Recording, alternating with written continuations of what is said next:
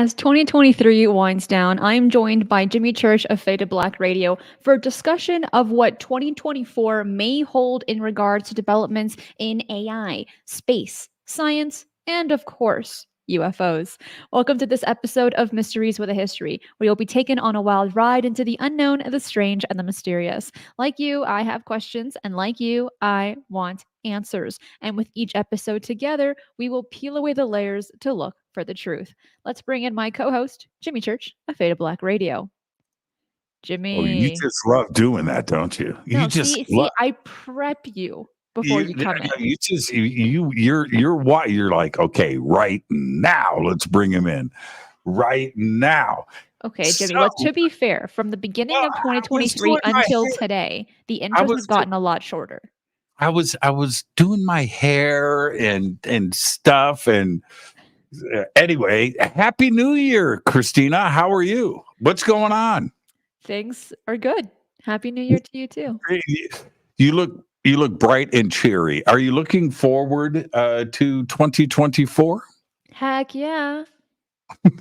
Can't look at the past, except in this case you can. But 2024 seems rather promising when it comes to a handful of advancements. And I think we should start off with something that we talk a lot about on this channel, and that's AI. Should we get into that aspect first, Jimmy?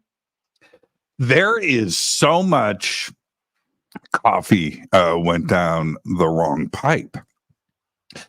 There is so much going on in 2024. Starting with AI is cool. We can go there first.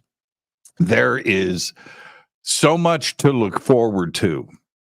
And let me say this Christina, take it away. I've got to take a sip. Absolutely.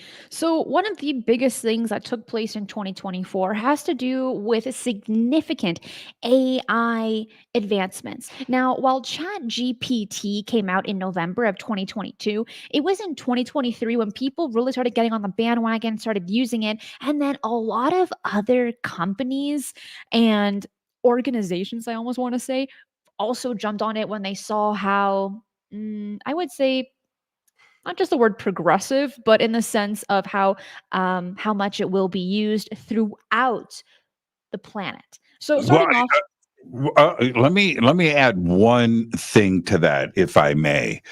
There was a huge amount of financial investment oh into yeah, in the AI billions. across the board. And so, just like anything else, when something significant kicks off, like with America Online, back in 1995, 1994, 95, when that launched and suddenly the internet was in front of us, all you had to have was a website, a .com, and you had everybody was, and it's the same type of phenomenon that is going on right now with AI. If you're an AI company, you've got investment. The jumps that have been made across the board with, of course, you have Google and you have Facebook and Amazon and Microsoft and those applications going across the board, across every single platform, and that includes Twitter.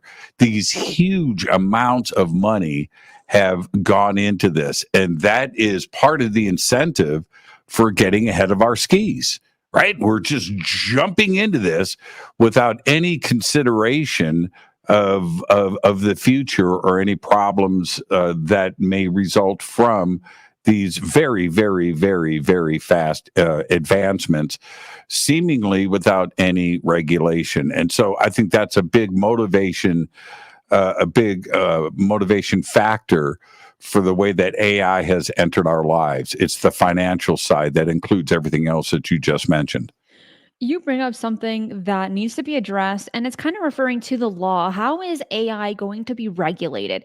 The United States and places in Europe are already looking at that, placing laws, placing amendments as well, because in a sense, it's almost getting a little out of hand. Now, before I get into that, because I do have an article for you, I do want to mention the ones that came out this year. So you have Microsoft Copilot and Bing Chat. You have the Google Bard and Gemini, which between you and me, Bard is not that good. Okay, mm. Then you have Twitter Grok, and then you have a new one that just launched last month with Amazon, and that's Amazon Q and Q Business. And this one, I was like, hold up, how did I not know about this? Yes, it just came out a few weeks ago, but I imagined news outlets to be spilling it everywhere, spewing it all over the place. And it wasn't until I was doing research for today's show that I come across it. Jimmy, have you heard of Amazon Q before?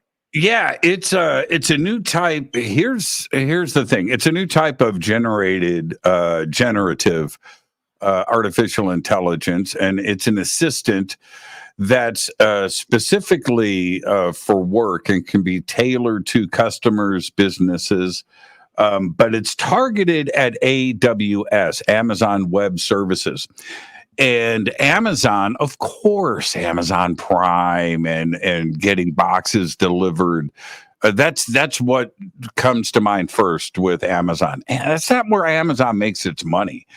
Amazon makes its money from web services and server farms and data and storage. AWS runs just about everything with the internet these days.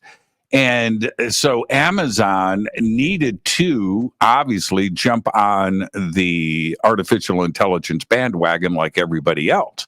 But how do you profit from it? Right? How do you increase these already enormous profits for AWS, Amazon Web Services? They answered that with Amazon Q. And now what the changes and what this means for everybody else, you have to understand that AWS, it doesn't matter if you're on the internet, your banking, the stuff that you do on your phone, everything funnels through just about an Amazon web server farm, AWS. That is how big AWS is.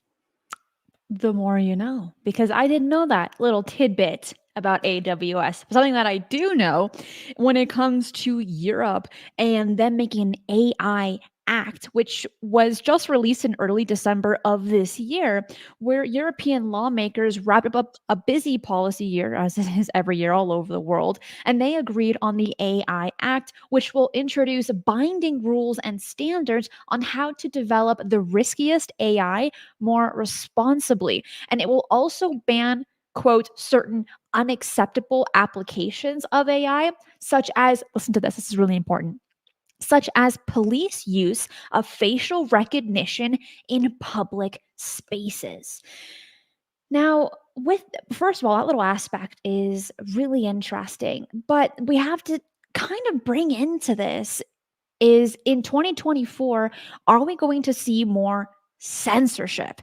Because AI and censorship, they play hand in hand with this. And I have to share this with you. I want to hear it from you, Jimmy. I want to hear it from those watching this, from all of my subscribers, because I spoke to Google support this morning, actually. Mm. And I did, and I had a few questions, and here's a screenshot of that conversation because I have the receipts here. And I said, is this channel shadow banned? And why did I ask that? Because I have had people comment to me, DM me, email me saying they have unsubscribed without their own knowledge. They're not getting notifications, even when they hit the notification bell, and they don't know why. I was getting so many of those responses. I wrote to Google support and I said, look, we're coming into 2024. Is something going on here? Can I have information on that? Because this channel, similar to yours, Jimmy, it covers topics that are kind of deemed as occult, such as UFOs, UAP, the paranormal, unexplained mysteries, etc. And I said, can you confirm or deny that this channel is shadow banned? And they gave the answer right here. To answer your question directly, says Google, we are unable to confirm nor deny this matter. Jimmy, Jimmy. Okay. First of all, why is that statement right there significant? Why is it worth mentioning, in your opinion? Because you're shadow banned, right? If you weren't, the answer is simple. No, there's no issues with your channel. We love you. Everything is fine. We are unable to confirm nor deny this matter. And I find that extremely interesting. Okay, let's back up for a second. Microsoft Copilot, which it's a Microsoft world, at least from where I sit. I use Microsoft 365. That is incorporated with other network platforms that I use, and 365 interconnects everything. So I get this notification. I was working on some stuff.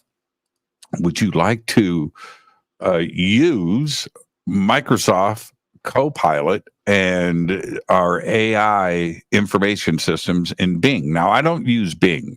Okay, I use Who Chrome. does? Okay, Yeah, serious question. it's a great question. Well, anyway, so I said no, no, no, and I went, wait a minute here.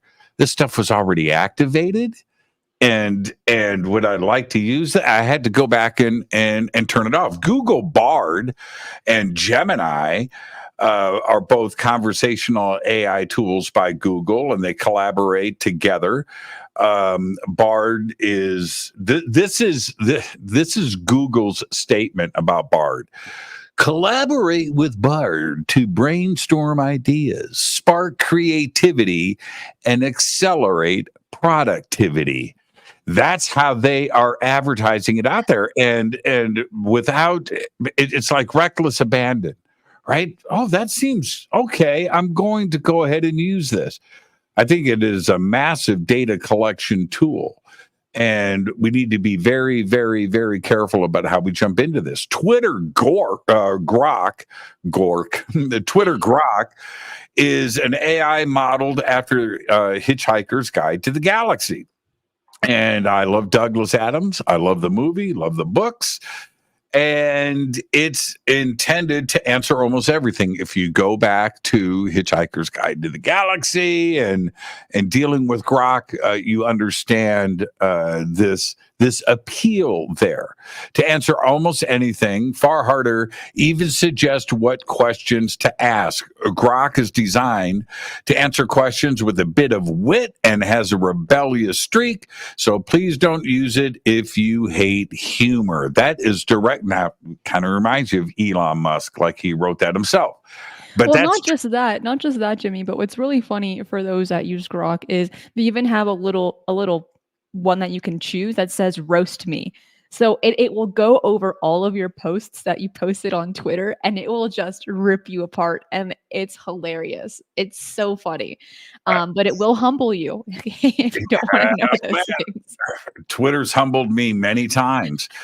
And so when I look at all of this, Microsoft Copilot, and of course Google Bard and Gemini, Twitter Grok, Amazon Q, everybody is on board with this. Earlier today on the news, I did this press release. Now this came out over the weekend, and I had read it, just thinking to myself, this has arrived. It's like our biggest fear. Pakistan's prime minister is currently in prison, and ex-prime minister, but he's also running for office again from prison. And he's in prison because he was selling gifts, state gifts that were given to him by whoever, from around the world, different countries, and he was selling them. Right? Okay, all right. So he went to prison for that. But for a new political ad, his political party is called PTI. He wrote out a message that was sent to his political party. They turned around and used artificial intelligence, a couple of generative software platforms out there, to convert his voice into this message. And they put it out there and they streamed it on Twitter, and it's his voice. Now that fear, that right there, the ability to do that, well, in this case, it was sanctioned by Khan himself. Okay. But this same system, whatever it is that you type out, can be applied to anybody's voice. and it can be as realistic as you want it to be. Now, is it something that could be misleading or confusing, or could it be used to inflame a segment of the world? Think about that for a second. Seems cool at first, but in the wrong hands, you don't know what's real and what's not, Christina. That's where the difficulty lies in this. And there have been a handful of articles written about ChatGPT when it came out up until today on understanding its level of bias. And then you have Grok, which is run by Twitter, now known as the X, and it has that level of comedy that we don't see often in AI.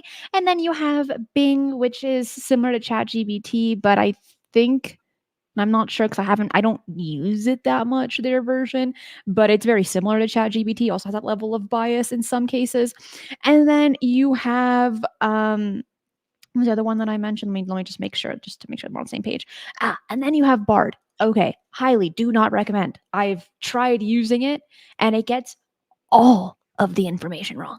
Well, almost all of it. But the thing is that if you don't know, but Jimmy, you bring up a good point. If you don't know what information is correct and incorrect, you are spreading misinformation all over the place, thinking that the internet has it right, that this AI that's meant to be a super genius has it right. And it doesn't. And the thing is that if you do not fact check, you're in trouble. Yeah, that's right. That's right. And it seems like the fact checking now is also artificial intelligence. And now, speaking about Chat GPT, a couple of months ago, before we move on, its CEO and founder was fired by their board, which the employees rebelled. A day later, Microsoft announces that they have hired him to come over to Microsoft and offered any of the 500 employees that had signed a letter and threatened to quit, offered all of them jobs. Now, at the time, so you read this and you go, well, Microsoft is jumping on board. It turned out Microsoft was in a win win situation. The 500 employees who threatened to quit unless they rehired the CEO, right? That's pretty bizarre. Would the board turn around and respond? This is what ended up happening. It was then revealed that Microsoft was the biggest shareholder and the biggest investor into Chat GPT. So they bring over and they hire the CEO. They hire all of the employees. They already own the company. The CEO was fired by their own board, but Microsoft hired, and they win either way. So the 500 employees said either hire him back. What happened a day later? 3 days, he gets fired. He gets hired by Microsoft, and on day 3, the board gets fired and and they rehire the CEO, and Microsoft increases its investment back into Chat GPT. These are the things that are going on behind the scenes, everybody, that we don't really understand. That's where AI is. It is the big money thing right now for not only major corporations, but investment on Wall Street and the move forward as we go into 2024. Yes. Now, I do have one amazing update about ChatGPT. So they're getting a ChatGPT 5 next year in 2024. And let me tell you the number one biggest highlight that I am stoked for. And this is wild. So according to a speech that was held by one of the frontier researchers at OpenAI, his name is Mark Chen. He gave a speech November of 2023, and he said that the multi-model capabilities in OpenAI's GPT-4 model enable the software to respond to visual and audio input. And then he mentions in his talk that Chen gave the example of taking a photo of the inside of your fridge and asking the AI model to suggest a recipe based off of the photos of the inside of the fridge and then creating with all the ingredients that are inside. You know how badly I wanna use that right now? I've been looking for it, and I can't find a good one. When that news release came out, and I was talking about it, and I was also thinking about that. Um, the ability to scan your refrigerator, right, like that, and know your ingredients, expiration dates. You know what? You better use that jar of mayonnaise, right, or whatever it is. And it was pretty interesting, and I think I'm going to check that out too as well, just as a test, if anything else. You Right? know? It would be Yeah, amazing. I love to cook. But then I just found out today, okay? I have a sick story for you, Jimmy, because I just found out today. I was looking on Amazon and I wanted to buy a table, and it gave you this brand new option that I've never seen before. It will scan your room and it will show you how the piece of furniture looks in your room. Uh huh. Yep. Yep. Yep. Yep. Yep. Yep. Yep. Yep. Yep. What? Yep. Yep. Yep. What? See, and that's the teaser, though, Christina. That's the key. This is what AI can do for you. This is what machine learning can do for you. Right. And forget about everything else. It's that side of it where, yeah, if used correctly, it is absolutely very cool. So, did you take a picture? Did you upload it? Did you I look at the table? you don't have to upload it. It just reads your camera, which is already kind of sketch to be real. And it scans your room and then it gives you the dimensions of the table and it'll match it in the room. So like let's say you want to buy a couch but don't know what kind of rug you want. Not all of the products give you that feature, but a lot of them do. And then you can kind of feel out if you're like an interior designer, for instance, right? It's a wacky game changer. It's insane. All those interior designers are going to be out of work. Right? See that, it kind of goes both ways. How would be? What was that? Christina's fridge will look like ketchup and ramen tonight. I know. I found the ultimate ramen edition. Okay, are you ready? It's a shameless plug. Trader Joe's has a jar. It's about this big of olive oil and red pepper flakes, and it's orange because the red pepper flakes soak Right. into the olive oil. And man, you just add it to anything. But let me tell you something: ramen and that. Whoo! Yeah, yeah, yeah, yeah. So just go to Trader Joe's and go olive oil, red pepper flakes. And they'll take you straight to it. It's amazing. You add it to anything. I think there's onions in it too as well. So good.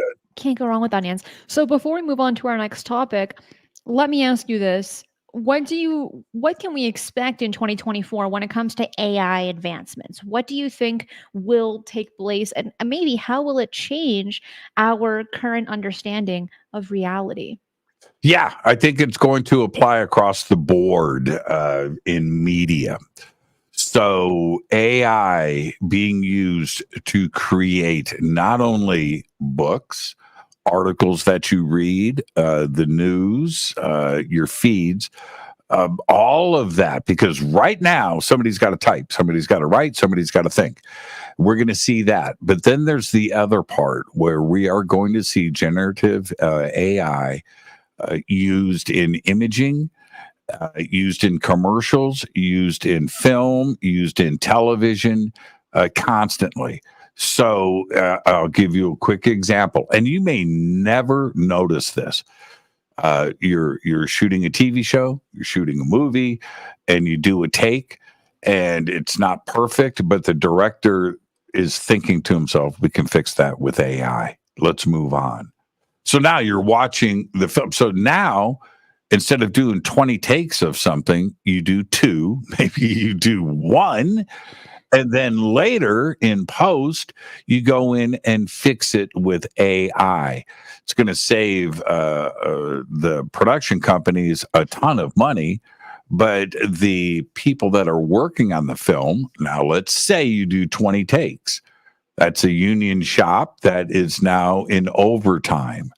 And instead of doing those 20 takes, and you're doing one, people are going to make less money. That's the first part. The second part is, say the film budget is $100 million or $200 million, or it's $100,000, right? It's an independent feature.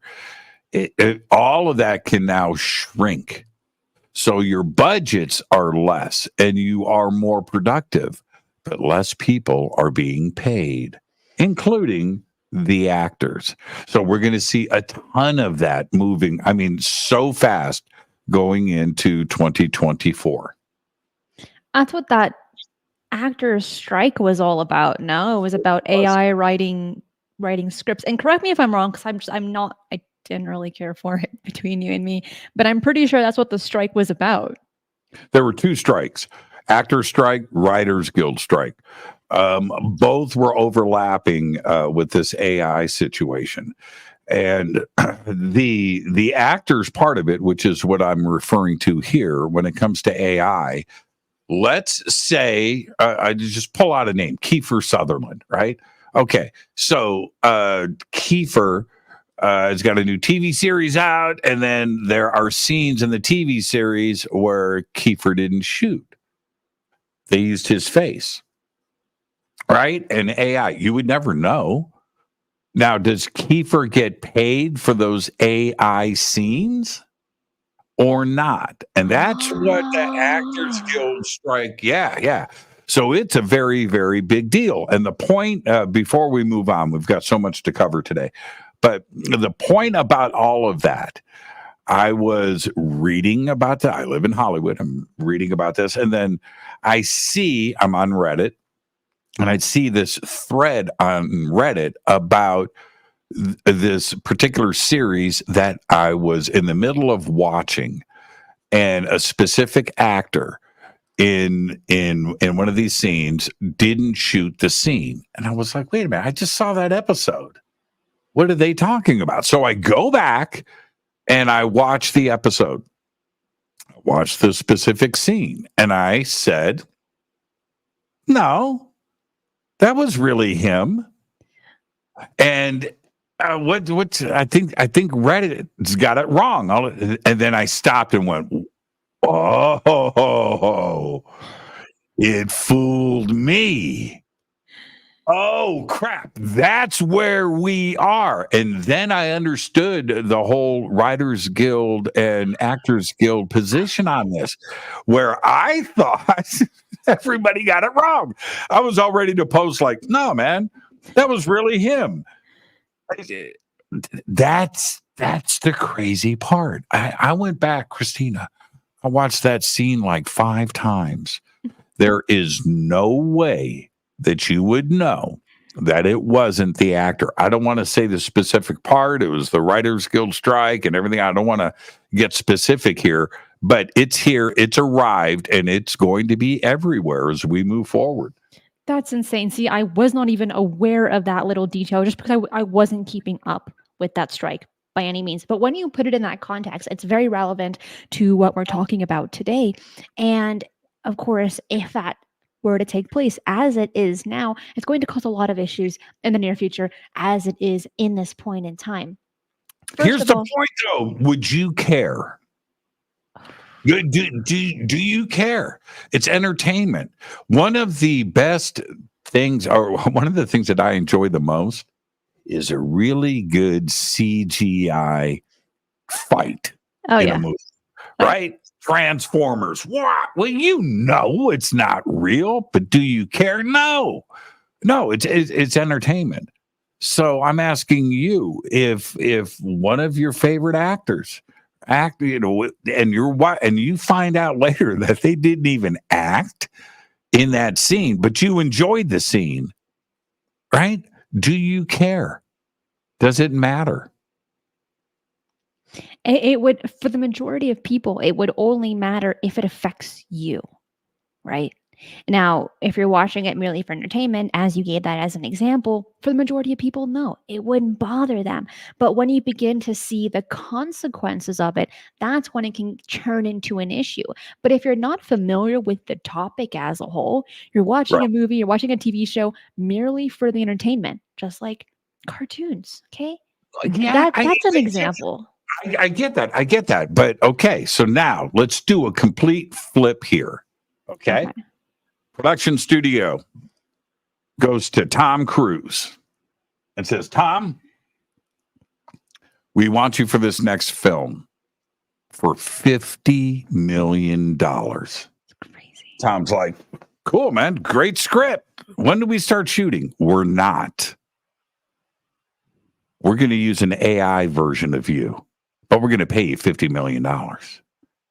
And Tom says, cool.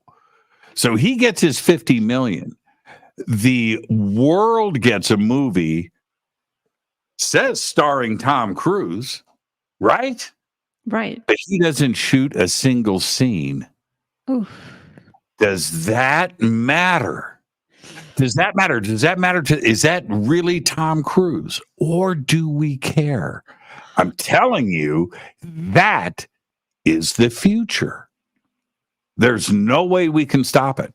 So we need to think about these pop culture considerations, this discernment consideration, right? Do I care that that's Tom Cruise? This is a really good scene. That movie was really good, but he wasn't even in it. But I went to go see it because it said starring Tom Cruise. That's the world. That's the future. You I bring know. up Crazy, isn't it? Crazy, crazy. you bring up some good points that aren't always addressed. So I liked how we're having these kinds of I want to say like a crock pot of brain juices going all over the place, just trying to comprehend what's going on and what the future will hold. I do want to say, Cassidy, thank you so much. Laurie, thank you. And P Dubs, dyslexia there. Thank you as well. Thank you so much. That is so kind because they are supers are so appreciated. They do help so much for this channel. And now that we have proof that Google and YouTube is shadow banning this channel, so please make sure that you are subscribed, that the notifications are on, because they can neither confirm nor deny, and that is all the information that I need. Oh man, okay, let's move on. We could, AI is so important. We can absolutely spend the entire show today or any other day talking about AI. I've given my warnings. I've thought about this quite a bit. I love technology. I love where the future is, and I dig it. I'm in a technical world. I just on my Harley. This is how much of a geek I am. This is called a quad lock. It also is the magnetic, right? The mag charger. It's quad lock. This goes on my handlebars. Got a little quad lock, and you just go twist, boom, right there. Cell phone on my motorcycle. Now, is that too much? Is that taking things too far? Isn't that expression of freedom that a motorcycle gives you anti that? Right? Right? You're not supposed to have that. And I've watched other motorcycles, drive by, and I see the cell phone mounted. I'm like, man, no. And what do? I jump in. I got it, man. And that's where we are. We're in this connected world. So now I've got AI follow me around on my two wheels. Yeah, it's the future. I'm not a Luddite. I'm trying to embrace it as much as I can, but I just don't want us to get ahead of our skis. We learned a lot of lessons about what the internet and social media can do to society, to social circles, to families, to friends. And it seems like we should have learned a lesson, and we haven't. And AI started many, many years ago. This latest revolution that is going on and evolution that is going on. This rapidly hit the streets about a year ago. And right now, the responses of regulation are happening. They're happening today. They're not, this didn't go on 5 years ago. It's after Chat GPT and OpenAI and Bard and Gemini and Q and Grok are all a part office assistants. The chat bot that you were interacting with on Google, that's AI. That's a machine learning. You're not talking to Google. You're talking to software, right? Just think about it. That's crazy. And nobody is complaining about it. Nobody is stopping it. It's just it's here, and now we've got to figure out a way to mold and be malleable and adapt, because there's nothing we can do about it. There's not much we can do. It's evolving so rapidly that it's something that is going to be very hard to avoid. Right now, you can kind of avoid it, but in the near future, that won't be the case. People are asking about Puck. Puck is home for the holidays. He went back to the Bridgewater Triangle to visit some family, so he is not here, but he will be here for the new year. And Cindy, thank you for that. It says, I confirm that I am a real person. My AI version is at work. Honestly, goals, Cindy. Are you still making that money, though? Are you keeping the funds? Serious Yeah, question. That's right. And by the way, this is the real me, and that is the real Cristina. We haven't quite. Hey, maybe one day we should try that. We should have AI versions of us, and we can do a show and have them talk to each other, and then For the future, for 2024. And Sean, thank you for that as well. We'll just do it once. Just do it once. So I do want to bring in space into this, space advancements, things that have happened this year, and also things that will happen in 2024. There's some really cool missions that are going to be happening. First thing I would like to mention is that NASA astronaut Frank Rubio made history in 2023 by becoming the first American to spend a full year in space on board the International Space Station, the ISS. And he spent a total of 371 days in space, and he beat the record of 337 days by a Russian astronaut in 1994 into 1995. And then there was another one for 340 days by an American astronaut from 2015 and 2016. Now, why is this relevant? Why is this important? Well, first of all, those that succumb to any length of time in space, your body, it just degrades. Your muscles, your bones, your eyesight as well. There's a lot of health factors that take place when you're in zero gravity. So for Frank Rubio to spend 371 days in space, yes, he did make an amazing record, but we have to ask about what health effects and what consequences he has received since then. Okay, now let's take it a step further.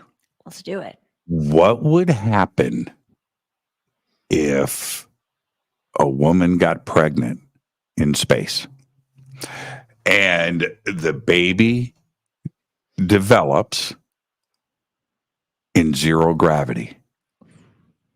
What happens? Because we've got millions of years of evolution based on one thing: the ground, right? The ground and gravity. And what would happen? So, and it's going to happen eventually, and it will be a laboratory experiment at first, right? The testing and what changes in the genetics, and is DNA altered. How is blood pumped through the circulatory system? How does the brain work if it is gestated in zero gravity? Think about that for a second. So what pops out?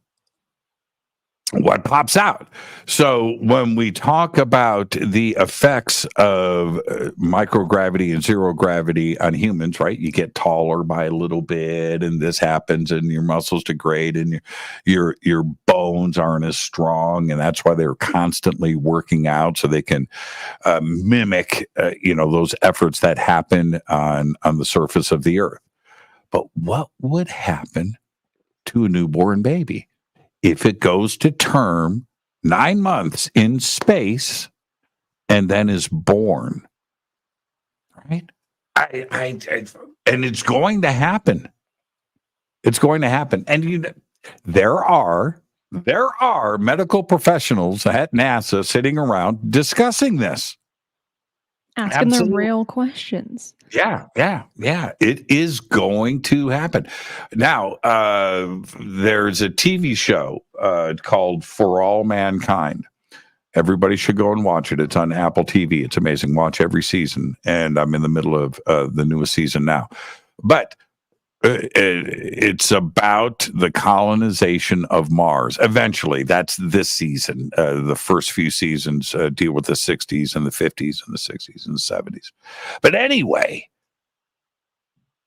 if you're living on Mars and cohabitating, you've got men, you've got women, you've got relationships, you've got things going on. So what would happen in that gravity environment? Right. And the other things that are involved with the atmosphere and radiation, if you have a baby on Mars, what would that, how does DNA change? And are you a Martian? Right. Right. Now think about what these are heavy, and we are planning on being on Mars like in 5 years. 5 years. If Elon Musk has his way, we would have been there, had his way, we would have been there last week. But that's where we are at. And these are fundamental, non-trivial questions that need to be answered. They are non-trivial. It's something that needs to be addressed, honestly, as soon as possible. There have been some articles written, I believe it was by Science Alert or Science Daily, which are both really great online websites.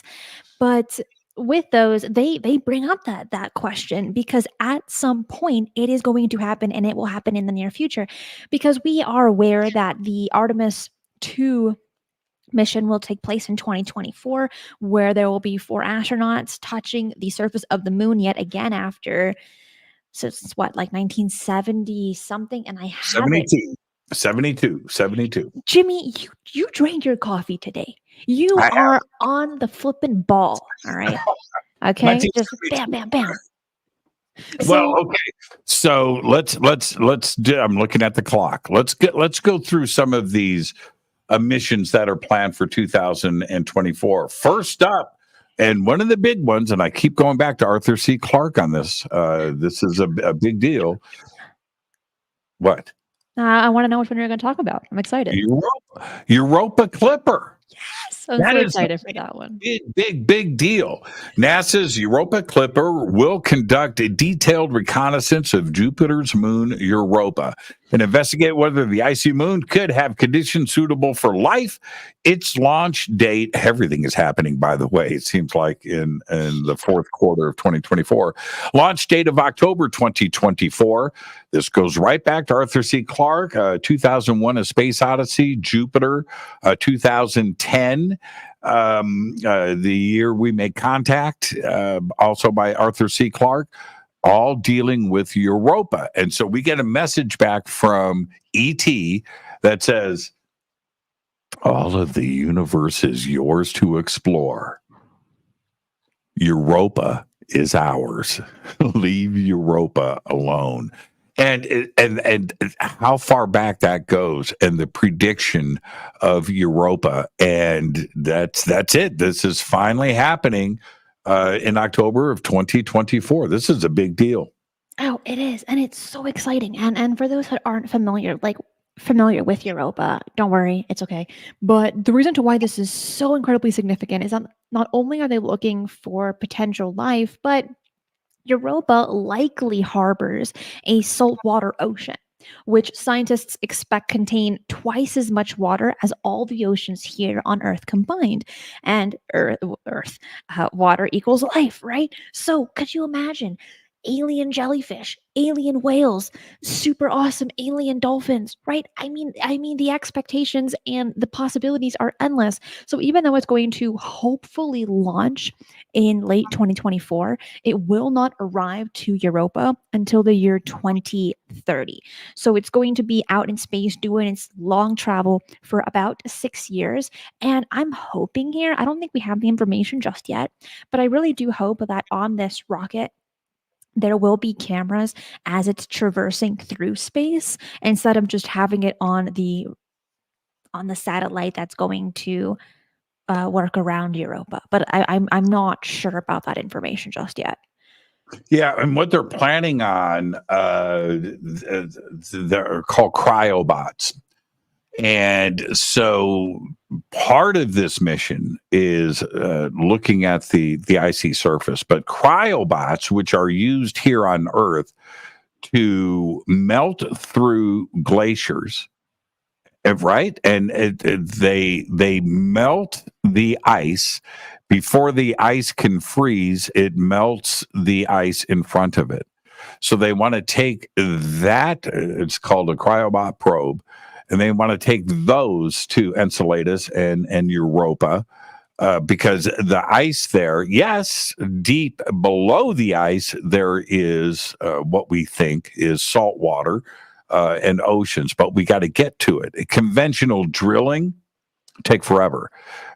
Drilling through ice is a big job, but to have a probe that would be nuclear powered because that would generate the heat that is needed, and it could melt the ice fast enough. The probe drops down because of gravity, drops down, and then it obviously is ice behind it. It refreezes, but that's the plan, and that's the exciting part of the Clipper mission.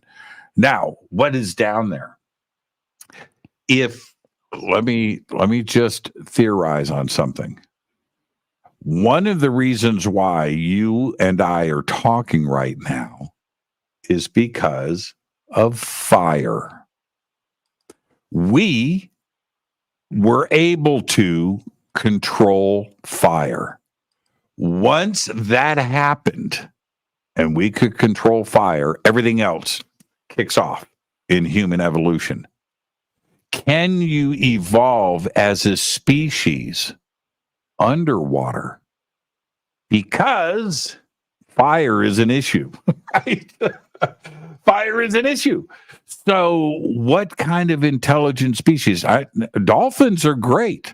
Octopi are great, but they're smart enough to do whatever, but they lack those fundamental tools that start at fire. Now, what's the species? What's the intelligent species that could live under the ice on Europa? That's the big question. You When you bring the aspect of fire, it might brush by a lot of people and think, "Oh, why is fire significant?" It plays a very significant role in the evolution of a species, just like how you had mentioned. And so when you're dealing with intelligent life, yes, a lot of them, at least as we think thus far, would need to have some form, some way to create fire in a way. And then we can honestly bring up the aspect of mermaids. I don't want to get too deep into that, but were mermaids intelligent? Because I mean, they can go on land and on water, therefore they can make fire if they wanted to, and they have thumbs as well. But something else I wanted to bring up because no one wants to talk about mermaids. You have the Artemis 2 mission that's going to launch later this year, next year. But then you have the Viper, which stands for Volatiles Investigating Polar Exploration Rover. I am so happy they made an acronym because my goodness, is that a mouthful? Yeah, it And is. so It is. It this is. is a robot the size of a golf cart that NASA will use to explore the moon's south pole in late 2024 and mainly to look for water. That is the purpose for this particular rover called the Viper, which I think is, you know what? NASA sometimes can come up with some really cool names. This was one of them. Well, Artemis is a cool name too. Artemis is a pretty cool name. Sure. Artemis 2 is the second scheduled launch mission of NASA's new moon program. It's the first scheduled crewed mission with a crew, and it's the Orion spacecraft, currently planned to be launched by the Space Launch System no earlier than November of 2024. Again, right? It's that fourth quarter. It's that fourth quarter of 2024. We've got action coming all the time, including the Viper mission. Now, we just mentioned the Europa Clipper. We mentioned Artemis 2. You've just brought up Viper. It's going to, water is the key, just like Europa. Water is the key. And if we are going to have a colonization, extended colonization, build cities on the moon, which may already exist, we don't know. That's another show. But we can't fire rockets full of water to the moon. Can't do that. It's too expensive. So that's what Viper's mission is. It's going to search for ice and other potential resources, and it is currently planned to be delivered to the surface of the moon in November of 2024. Ba, ba, ba. Super exciting. And then also in 2024 is the Space Entertainment Enterprise will launch a film production studio 250 miles from Earth, very close to the International Space Station. And I believe, talking about Tom Cruise, he was the first actor to sign and say, hey, I want to be the first actor to film in space.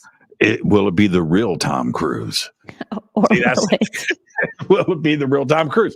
Space Entertainment Enterprise. That's right, 250 miles above Earth. Axiom, the leader in human space flight services and human-related and rated space infrastructure, has been contracted by UK-based Space Entertainment Enterprises, SEEC, to manufacture C1.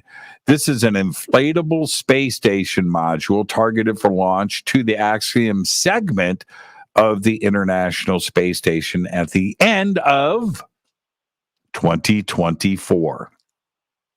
An inflatable movie studio. That's awesome.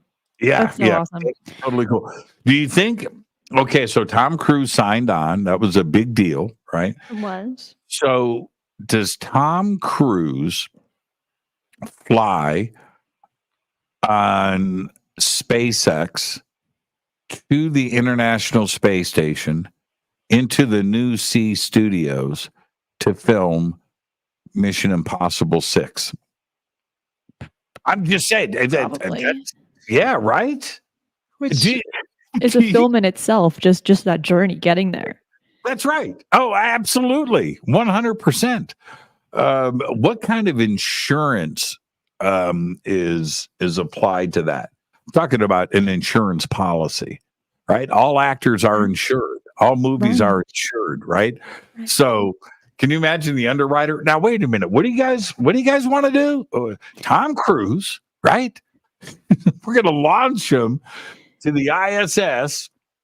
We've got a 130-page script. It's already done. Mission Impossible 8. Right? You have to have assurances that this is actually going to happen.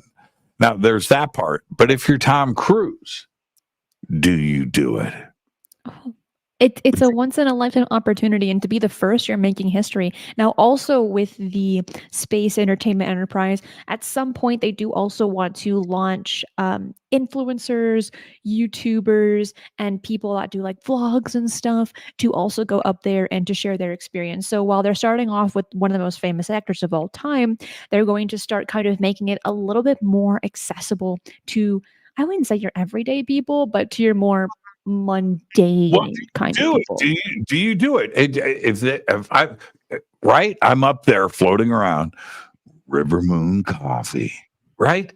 That's where this is going, right? YouTube, Instagram, right? From space. Oh man, these are the best jackets for when you're in microgravity. Check this out. My new, right? That's where this is going. And one of the, uh, uh,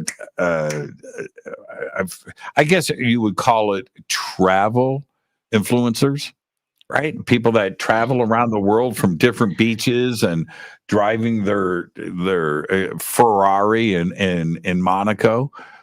Well, what kind of subscriber base would you get from the ISS? Think about that. You would get the traveler people that are interested, and you'll get the space nerds. It's pretty good. It's the future. It's the future. Can't go wrong with It's the space future. nerds. It's the future. Which is without a doubt, that is something that we know will definitely happen. If not in 2024, then by 2025. But there's also some really interesting other things that are going to be coming up, which is one of them being telescopes. Okay, telescopes are amazing. This one stands for the ELT. Can you guess what the ELT stands for, Jimmy? Just take a guess. Extraterrestrial light being telescope. Okay, no. That was pretty close. No, this telescope I'm not even sharing my screen. Like a dummy. Okay, let me put on my screen. I thought I was sharing it. So this telescope right here, referred to as the ELT, literally stands for, and I love this, the extremely large telescope. Yep. No thought went into that. The extremely large telescope is for me, and I talk about this so much about the James Webb and all of the telescopes that are in and around Chile, and Hawaii and the Palomar and so forth, that we have the ability to look through a microscope at cells, right? At tiny things, right? So cool. To the exact opposite, to the farthest of the far. It's amazing that technology has brought us here today with not only the ELT and the James Webb, and the Giant Magellan Telescope as well. Yep, and TESS is coming online too as well. These are, there you go. So there right here, and I love the name of these telescopes. You have the very large telescope. You have the extremely large telescope. I'm sorry. No. You have the Keck telescope, 30-meter telescope. You can guess how big that one is. The Grand Telescopio. I can't read that, so we're just going to skip that one. Then you have the Subaru telescope, the South African Large Telescope, the New Technology Telescope. Then you have the Giant Magellan Telescope. Okay, this is why I want to bring this up. Not only are some of these names absolutely hilarious to me, but this telescope, the ELT and the Giant Magellan Telescope, are both launching hopefully in 2024. They're in the exact same location in Chile, in the Atacama Desert. Mm-hmm. And the reason to why the Atacama Desert is so prevalent with telescopes is because it is the darkest place in the world at night, to where you're able to see space a lot better than other parts of the world. So both of these are launching, but with the ELT, it is being launched by European agencies, while the Giant Magellan Telescope is being launched by American agencies, which I think is worth mentioning. And then the last one right here, you have this one. The name is not as fun as the Extremely Large Telescope and the Large Telescope right here, but it also kind of gives you a understanding of how big it is. And with the ELT, it's almost the same size as the Big Ben or the London Tower. Yeah, and this is, and I was just speaking about this, so let's circle back. When you walk around, and many documentaries, okay, and so go and watch a documentary on some of these telescope and radio telescope complexes in Chile, and look at the technology that is involved, the engineering and the design to put something like this together is beyond measure. It's incredible. You look at the little things like the amount of cabling and how, but every single little part, everything is custom designed. This isn't a car on a production line where you're making multiples. This is a one-off design. And the thousands and thousands of engineers and technical experts that are involved with this is where human evolution has arrived. And the ELT is extraordinary. And each one of these telescopes, by the way, is linked to the others.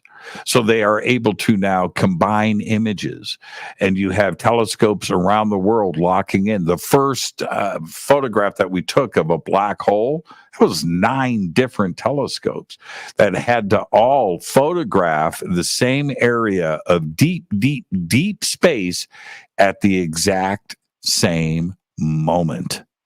And then those images are combined, and that's how we got the first image of our first black hole image. That's what's exciting about this. The technology that is involved here, it's extraordinary that humans have arrived to this point. It is. It is. Honestly, it's so cool. And so, with this particular telescope, referring to the ELT, the Extremely Large Telescope, it's planning to, or it's enabled for like detailed studies of planets around other stars, the first galaxies in the universe, and supermassive black holes, which we all gotta love, and the nature of the universe's dark sector, and also to detect water and organic molecules in protoplanetary disks around other stars. So this telescope seems very promising compared to a few others, but even with the Giant Magellan Telescope, it's going to also have some similar features as well. But when we're looking at 2024, what the future holds, this is a really big deal. I do hope that their data collection will be made public. I think it'll be an absolute game changer, kind of like with the James Webb Space Telescope.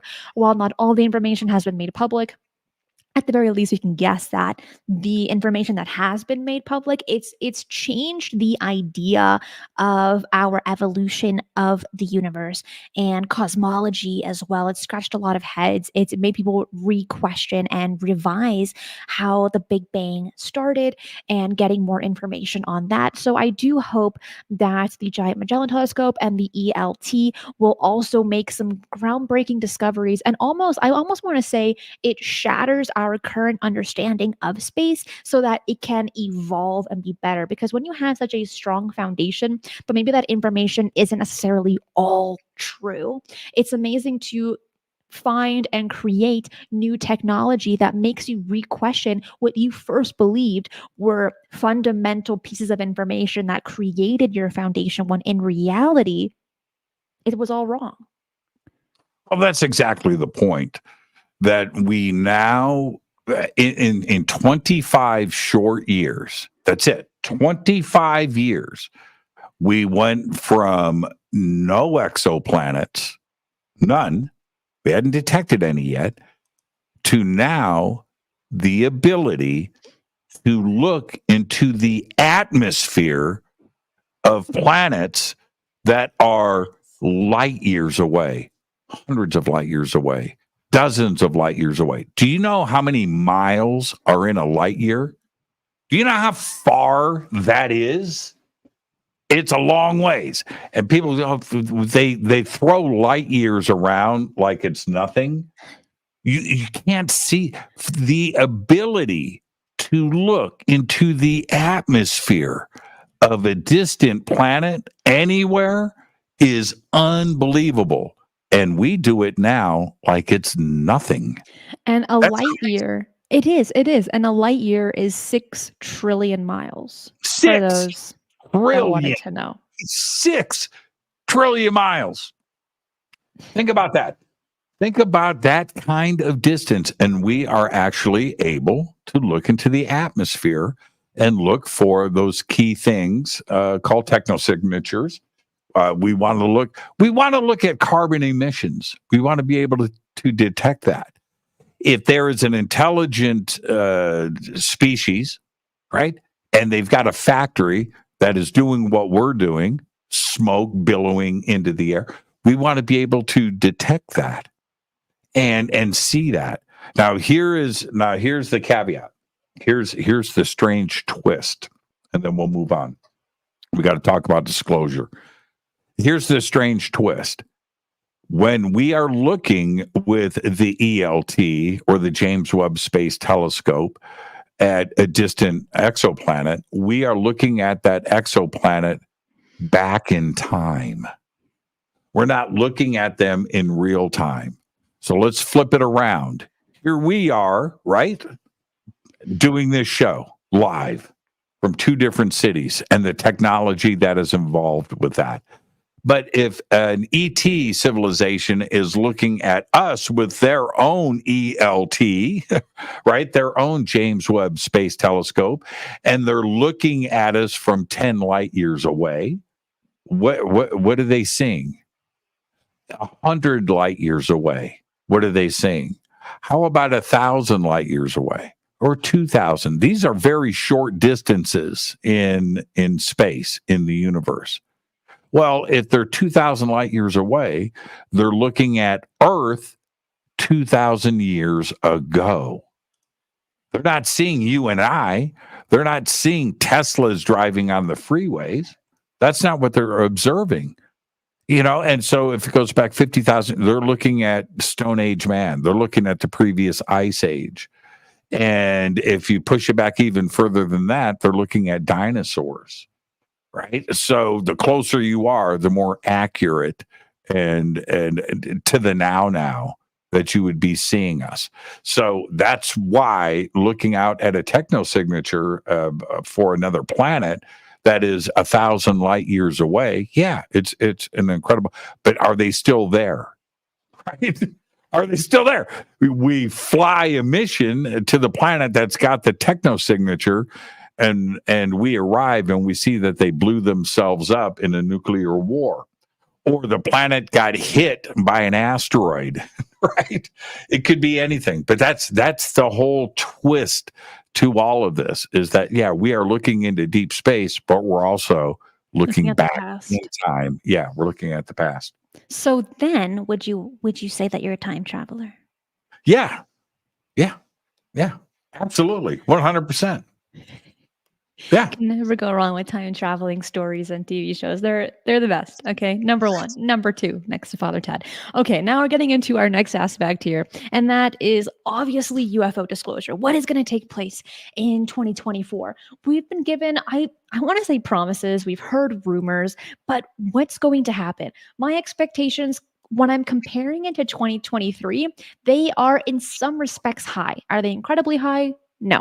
But here are some things that we, at the very least, should be getting in 2024. One of them is we should be getting the new name of the chief of AARO since Sean Kirkpatrick has resigned. We should also be getting future UAP reports from AARO unless, here's where it gets a little tricky, because right before AARO was the UAPTF, also known as like AIMSOG or whatever, the AOI MSG. They gave a preliminary report. Then AARO came along with Sean Kirkpatrick, and then they gave a preliminary report. Could we get a new office altogether with a new chief and then get another preliminary report? That's where it gets a little dodgy. That's where I think they can jump a lot of hoops in one go. But will that actually happen? Don't know. We'll find out hopefully in 2024. But then also we should be getting more UAP witness hearings. At least that's what Tim Burchett said earlier this year. When I'm saying earlier, I mean like a month or two ago when they said, oh, we should be getting another one by December. December's out the door already. We're not going to be getting one this year, but it would be nice to get one next year. But on top of that, I think it'll be really interesting to see what other countries are going to say about their UAP findings, their reports, their offices and their groups, because we are aware that Canada did create theirs earlier this year, and Japan had some conversations about it. Obviously, we have Mexico, the United States, and so it would be nice to see what other countries will follow suit in 2024. Yeah, and so we have the House, but it's the Senate and the Senate Intelligence Committee, Marco Rubio and Chuck Schumer and what is happening there. That's a big deal. That's elevating things up quite a bit. There are enough chatter. There is enough chatter going on right now in Washington, D.C. about these hearings, hopefully happening as soon as January. And there is conversation that this could be 2, 3, 4, 5 days in a row. Not a 45-minute hearing, but a 5-day hearing. So we'll see if Ooh. that actually happens. I'm hoping that it will. I think that the Senate Intelligence Committee has heard enough. You've had David Grush's sworn testimony in front of the House, and they have to respond to that. And so we will see. The other part of this, if we flip this over, going back to your arrow point, if I'm Sean Kirkpatrick and I take over the Arrow office, I'm talking about when he first got the gig. The Arrow office is based at Wright-Patterson. If you've done any research at all into this subject, you know the significance of Wright-Pat. And you also know that the Army and the military released a press statement that went public in July of 1947, announcing the crash retrieval of a craft in Roswell, New Mexico, and that the crash debris was flown to Wright-Patterson. So if I'm Sean Kirkpatrick and I take over that gig, what's the first thing that I do? If my office is at Wright-Pat and I'm investigating UFOs, I want to see what they brought from Roswell. But would you have the clearance for it? Take me to Hangar 18. Let's go. Right? I need that's the first priority. Up, special delivery. Santa just came. Santa, late in the year already. Go get that. Stargazer, thank you for that. 96 likes away from 400. If you're enjoying the show thus far and what the future holds for 2024, hit that like button down below, subscribe, and hit the notification bell. As we are now aware that this channel is shadow banned, so do make sure that you are subscribed, even when you think that you are, and then you turn out that you're not. Just check it one more time. We do 3 shows right here on this channel every single week. Jimmy, are you gonna get that package? You're gonna stay with me for another? Oh man, I'm cool. All right, fantastic. So okay, so with this, do you think we're gonna get? And we ask this question every single year. Do you think next year will be the year for UFO disclosure? Do you think we're gonna get the goods? Yeah. I think that the short answer is yes. But it's what for those that need that type of disclosure. I think it's going to happen. You're right. Every year, roll into December. Okay, man, is this the year? Is this the year? Yeah, man, we're close to them. Well, it's never been like this. Here's the situation, Cristina. There are people that need. I'm talking about experiencers and abductees and who need for their family and their friends to hear it from an official source. That's what they need for them to. Nothing else matters. A show like this, you and I talking, right? The stuff that I've seen, okay, all right, but we don't count for their friends and family. Ancient Aliens doesn't count for their friends and family. All of the movies and documentaries and TV and Fox News and News Nation, that doesn't matter. That what is disclosure to everybody else? What do they need? They need an official state announcement to say that we are not alone. So they can turn to their family and their friends and everybody in their circle and say, see, that's what we need. So are we going to get to that point? I think that we will in 2024. I really do. Oof. I think it's a pretty big statement in the sense that we will get disclosure in 2024. There have been rumors that something big is going to happen in 2024, referring to the UFO phenomenon, referring to disclosure. But something that you stated, and I'm going to emphasize it because I think it's so important. You're right. Some people need to have that disclosure from government officials. Sometimes an experience isn't enough. Sometimes just knowing it, feeling it in your gut isn't enough. You need it from government officials. But that in itself is a catch 22. And you might ask yourself, why? Well, because there have been so many thoughts, so many ideas, and people do not trust the government. Why should they trust them now for a topic that is so big? Because let's say, and I mentioned this on Tuesday, let's just say for a moment they do disclose extraterrestrials, they do expose that there is intelligent life, maybe even visiting Earth. There is, and I am emphasizing the word is, a connection between UFOs, the paranormal, cryptids, and so many other mysterious aspects. If that little detail is made to the public in the sense of UFO disclosure, they will have to give answers for everything else. And that's a whole can of worms. That is a whole Pandora's box that will never, ever be closed again. But is that the step that we need for humanity to evolve and start asking bigger and better questions? And as Ronald Reagan had mentioned in his UN speech, will that threat bring us together as a species when we get Well, that information? yeah, I ask you, right? I ask you, will it bring us together? Yeah, well, of course, but we need to bridge the gap between the physics world, the hard sciences, and everything else. Because there's a huge gap between the paranormal, the supernatural, and consciousness, and the unknown, and where we are in the hard sciences. And those physicists and those quantum theorists and all those researchers out there, they don't want to step outside of the box. They want to stay inside of the box. They just want to study the known.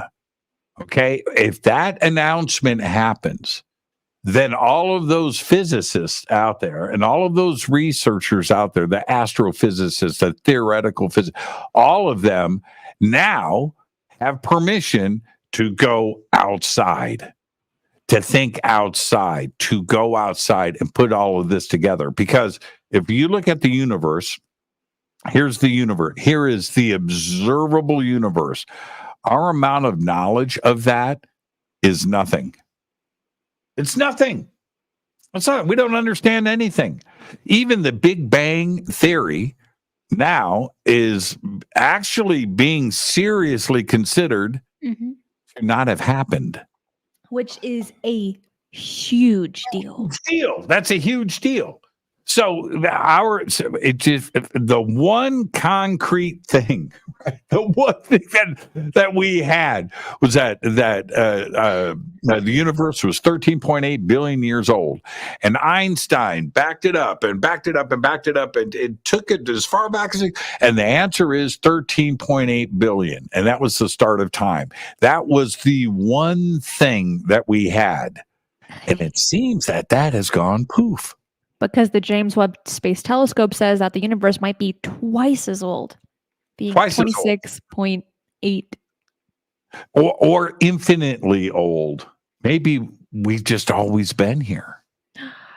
Yeah, that's a crazy. And so it's these things when it comes to ET and disclosure where we need to start thinking freer.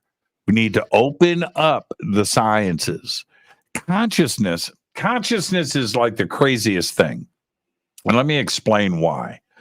I think that other countries, other cultures out there look at things a bit differently than we do here in the good old US of A. All right. Consciousness. Every physicist, we could just sit here and name names, right? Every skeptic, every debunker thinks.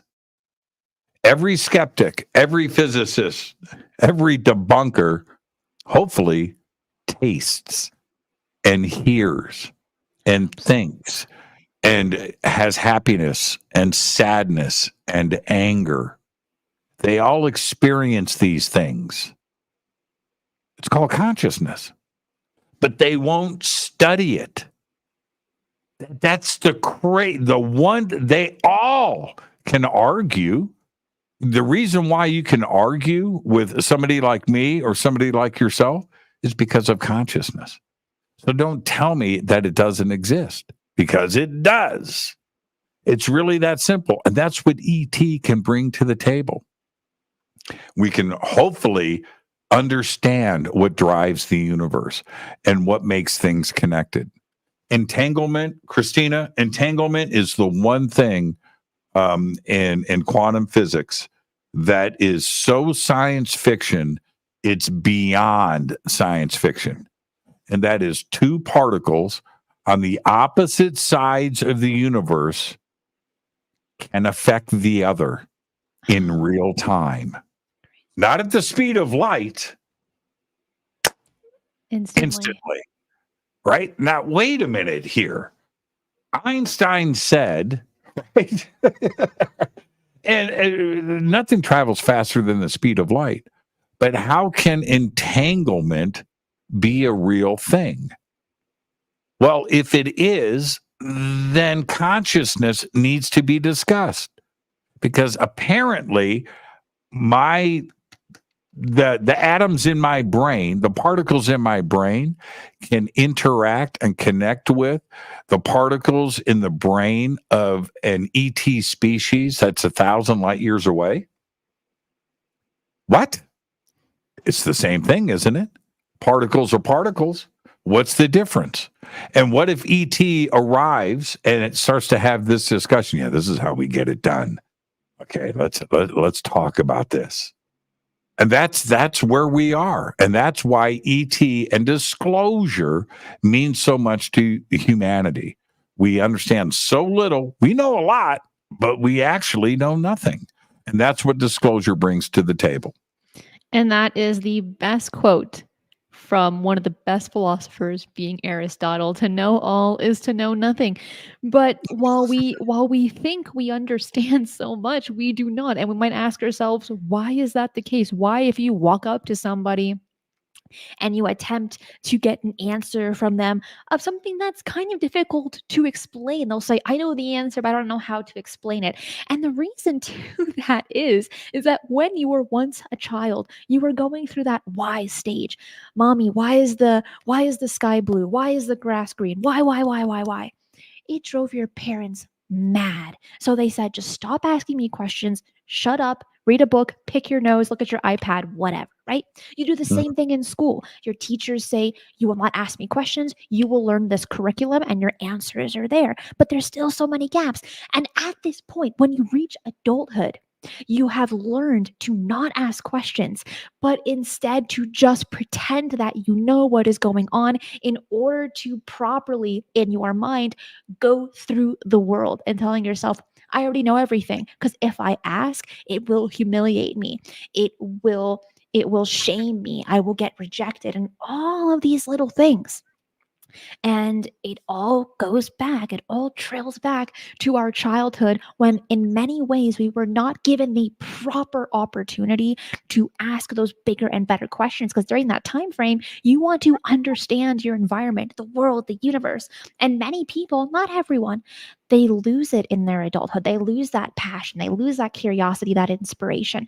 But when we have these kinds of conversations, bringing up points that maybe others didn't consider, like today, you brought up some really fantastic things that I'm like, I'm so glad he brought that up, because not only does it spark questions in me, but I know it sparks curiosity and interest, and maybe regaining that passion in others, and hopefully for the new year. Forget about having a New Year's resolution to work out more, maybe to eat healthier, to eat more carrots, whatever. It should be a resolution of being more curious, asking more questions, maybe doing projects that you've never thought about doing or felt too scared to do because you didn't know what was going on. Go into the project knowing nothing. Don't worry, you will figure it out as you go along. It's like reading IKEA instructions. You have no idea what you're building, but once you get at the least the very basics, you're like, I got this. After a few stubbed thumbs and a few tears and maybe an argument with your friend or your partner, you're going to get through it. you will. And you know what? You're going to feel very, very satisfied at the end of the day building that TV stand or that couch or even building that relationship just a little bit more.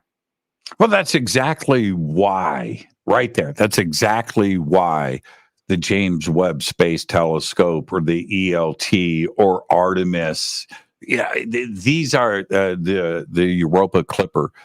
That these are people that are trying to get to those answers.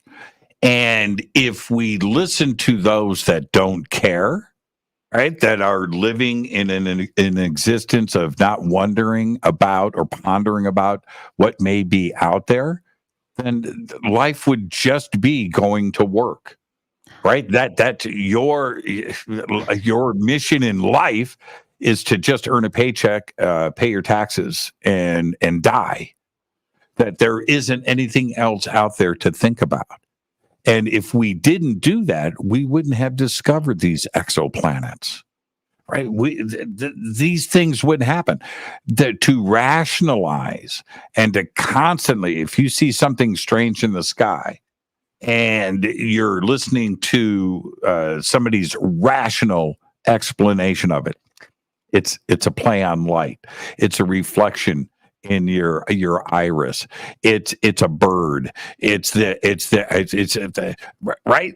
But somebody else, when they see something, for in my own situation, my own experience, when the beer can, and I'm seeing it with 20 or 30 friends, we all see it together.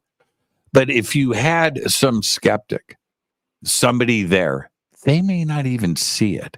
And if they do, because they don't believe in it, they don't want to see it, they don't care about it. So maybe they won't see it. Oh, they saw it, but I didn't. I was looking, I didn't see anything. That's number one. Number two, they would explain it away. Oh, it's this. You're seeing that. You're seeing that instead of considering an alternative. And that's what the James Webb Space Telescope gives us. That's what the ELT gives us. To go to Europa and somehow get beneath the ice to see if there is life on a moon in our solar system is a very, very big deal. What's the alternative? The alternative is not to do it. And if you don't do it, you don't progress, you don't evolve, and you don't go anywhere. And that's why 2024 to me is so exciting. What a fantastic way to end today's show. Jimmy, thank you, as always, for spending yet another year on this channel, sharing your wisdom and your opinions and your insights. And you simply know that this would not be Mysteries with a History without you being right here and sharing all that valuable information with us. Thank you so much, Cristina. Happy New Year. Happy New Year, everybody. Go and tear it up this weekend. I like to say every New Year's, do everything that I would do. Just don't get arrested. All right. I'll talk to you. Cristina, behave and be well. Have fun this weekend, and I'll see you in 2024. Rock on. Thank you. Another great show. If you enjoyed the show, hit that like button, subscribe, as we do 3 shows right here on this channel every single week. Tomorrow will be Weekly Strange News, and it's going to be our last one of the year. So you know what that means. We'll be collecting all of the strangest news from the year that has been covered on this channel since January of 2023. And we'll cover maybe 10 or so of just the strangest, wackiest, weirdest things that took place in 2023. You do not want to miss that show. It will be live. So subscribe, hit the notification bell so that you do not miss it. Follow me on Twitter at eyes_on_the_skies for all of my updates and news. I got to find it. There it is. And also on Instagram at Strange Paradigms, where I share pictures and short videos. If you want to continue this conversation, bring it over to the Discord server with 2,900 other like-minded members. Thank you, Zenza, for that update. But let's get to 3K by the end of the year, please. 2,900 is still a mouthful. Let's get to 3K, all right, by January 1st, and I will not take no for an answer. But for all those that stuck around, I do want to say this. If you need help falling asleep, relaxing, meditating, or using your imagination to wander the universe, take a look at my free music channel called Cosmic Portals. It is ambient space music that I make, and it's so much fun to do. I make it originally to tailor for myself in order to sleep, as I do have insomnia, but it's been receiving a lot of really great feedback from those that have been listening to it as well. If you are interested in space ambient music, that channel is called Cosmic Portals, and you can find it right on YouTube. And the tracks are long, they kind of vary in length, but most of them are about an hour or so long. So do take a look at that, and I do hope that you also enjoy it. I want to say thank you to all the super chats, super stickers, YouTube members, Patreon supporters, and of course, all of my amazing moderators. You know I cannot do this show without you. That is it for today. I will see you tomorrow. Be safe, and remember, keep your eyes on the skies.